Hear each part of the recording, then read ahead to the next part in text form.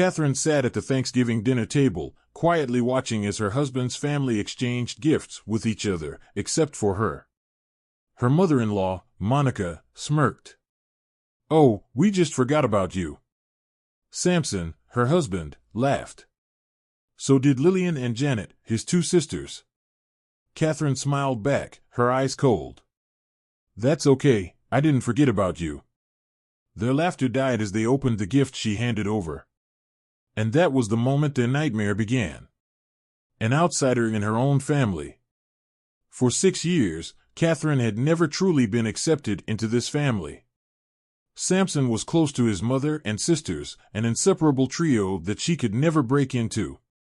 At first, it was subtle. Family trips planned without her. Conversations filled with memories she wasn't a part of. But over time, it became a pattern. Monica had a way of excluding her so effortlessly that any complaint would make Catherine look ridiculous. A cutting remark disguised as a joke. A condescending smile that left no room for argument.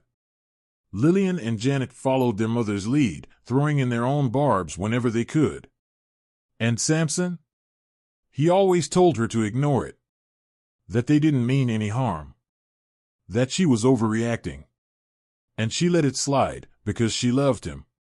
A perfect performance. Thanksgiving was always held at Monica's Grand Connecticut estate. The moment Catherine stepped inside, she felt it, that familiar sense of not belonging. Lillian and Janet hugged Samson enthusiastically, then turned to Catherine with polite, distant smiles. Monica barely acknowledged her. Dinner was fine, at least as fine as it could be, while Catherine sat through endless praise for Lillian's promotion and Janet's new house, all while being ignored. Then, Monica clapped her hands. "Before dessert, we have a little surprise." Every year, Monica hosted a Thanksgiving gift exchange. Except it wasn't an exchange, it was a performance. A way for her to play the role of the generous matriarch, showering her family with tokens of love and appreciation. A designer purse for Lillian. A spa gift certificate for Janet. An expensive bottle of whiskey for Samson. New toys for the grandkids. Everyone got something. Everyone except Catherine. Monica turned to her with a saccharine smile. "Oh, we just forgot about you." Lillian giggled. Janet smirked. And the worst part, Samson laughed along with them. It hit Catherine like a slap. Not because of the forgotten gift, but because of everything it represented. Years of silence. Years of being overlooked. Years of being treated like she didn't matter. And Samson thought it was funny. A cold, sharp clarity settled inside her. She smiled back. "That's okay," she said. "I didn't forget about you." The gift that changed everything. She reached into her bag and pulled out a small, neatly wrapped box. Monica hesitated before taking it, her eyes flickering with uncertainty. The room fell silent. "Go on," Catherine said. "Open it." Slowly, Monica peeled back the wrapping paper. Inside was a thick stack of documents. Her face paled. She flipped to the next page. And the next. Her hand started shaking. Lillian and Janet leaned in, scanning the pages over her shoulder. And then, there it was. That moment of horror when they realized what it was. Catherine had spent months investigating. Monica's beloved catering business was in serious trouble. She had been underreporting her income for years. Hiding money. Claiming fake losses. Dodging taxes in ways that were very, very illegal. And now, Catherine had proof. Neatly compiled. Carefully documented. Ready to be sent straight to the IRS. Monica's mouth opened and closed like a fish gasping for air. Her husband snatched the papers from her hands, his face turning red as he read through them. "Monica," he hissed. "What the hell is this?" Lillian's voice trembled. "Mom, what is this?" Monica didn't answer. She couldn't. Because she knew. She knew exactly what it was.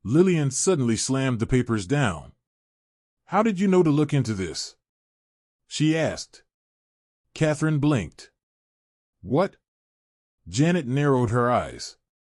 No one just digs into someone's taxes. You had to suspect something. A strange feeling crept into Catherine's stomach. Because they were right. She hadn't started looking into Monica's finances because of the petty insults. She had done it because of something else.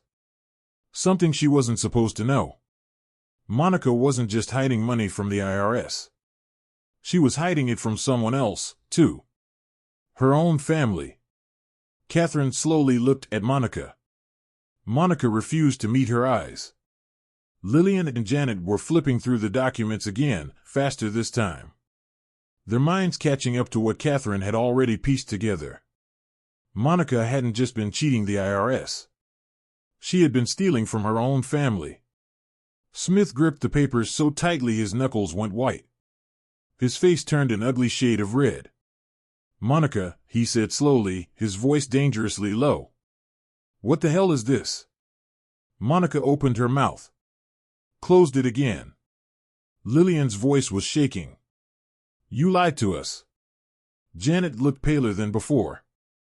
You said there was no money to help us when we needed it. But you had it. You were hoarding it. Samson wasn't saying anything. He just kept looking between Catherine and his mother, like he was trying to solve a puzzle that was right in front of his face. Monica's hands twitched. Catherine could see the gears in her head turning, working, searching for a way to take control again. And then, Monica took a breath, her voice shifting into that tone. That same sickly sweet, condescending tone she always used when she wanted to manipulate people. Girls, sweethearts, you're misunderstanding. Don't. Lillian's head snapped up. Monica blinked. Don't sweetheart me, Mom. We're not stupid. Janet nodded. You stole from us. Lied to us. For years. Monica's lip curled. And where do you think you got your nice things from, huh? You think life is fair? You think you didn't benefit from what I've done? The temperature in the room dropped. That was the wrong thing to say. Because now, her daughters weren't just angry. They were disgusted. Monica realized it, too. Her eyes widened, just for a second. And then, she turned to the one person who had always defended her. Samson. She grabbed his hand. Samson, honey. You don't believe this, do you? He flinched. For the first time that night, he looked uncomfortable. Catherine watched his face. Watched the cracks forming in real time. His mother was lying. His sisters were furious. His wife had just exposed everything. And Samson had to choose. His voice, when he finally spoke, was unsteady. Did you steal from Dad? Monica jerked back like she had been slapped. Samson's voice sharpened. Did you? Monica's mouth snapped shut. And that was it. That was the moment. Because if there was one thing Samson had always believed in, it was his father. And now, his mother was looking at him with guilt on her face. Her silence was her answer. And Samson knew it. Lillian stood up suddenly, shoving the papers into Smith's hands. Dad. Look at the last page. Smith flipped to the back, scanning the document. And froze. His face went from red to gray. His hands shook. Then, he looked up at Monica like he had never seen her before. You, his voice cracked. You drained my retirement account? The room went silent. Janet gasped. Samson's eyes snapped to his mother. What? Monica's entire face twisted. I did what I had to do. You stole from me. Smith's voice boomed through the room. Monica flinched. I was going to fix it. Stop lying. For the first time ever, Catherine saw real fear in Monica's eyes. Lillian turned to Janet. We're done. We're cutting her off. Janet nodded. Immediately. Monica's head snapped up. You can't do that. Watch us. And then, something crashed. They all turned just in time to see Smith gripping his chest and collapsing.